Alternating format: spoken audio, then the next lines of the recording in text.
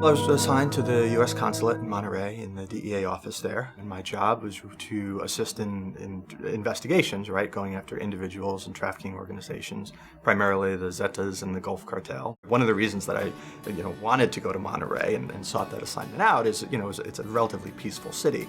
Monterey for decades had really been kind of insulated from the drug violence that was occurring. I thought it'd be a good place to live in addition to an interesting place to work.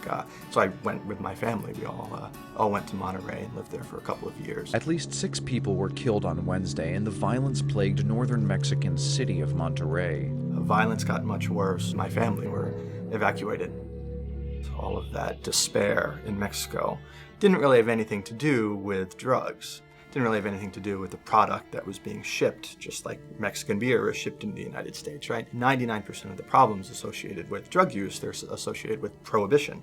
The Zetas, the Gulf Cartel, when they have kind of de facto control over certain parts of the country, which frees up the opportunity to engage in everything from kidnapping, human trafficking rings, prostitution, bodies on the street, and beheadings, and straight up extortion, right? Hitting up business owners for protection money. I mean, it really was Chicago under prohibition. There's really a growing awareness among certain Latin American leaders that this drug war has not worked.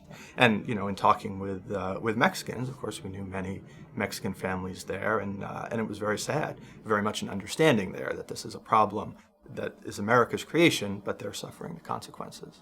So far, Washington really hasn't been receptive to that message. That if we were to put some kind of regulated system in place that took the profit out of the black market trade in drugs, that violence would dissipate pretty quickly. I'm not suggesting it would be a panacea, and tomorrow morning, northern Mexico would look like Switzerland. But I do think that most of the violence is a result of the incredible profits in the drug trade. So if those profits were kind of taken out of the equation, it's reasonable to assume that the violence would dissipate to a great extent.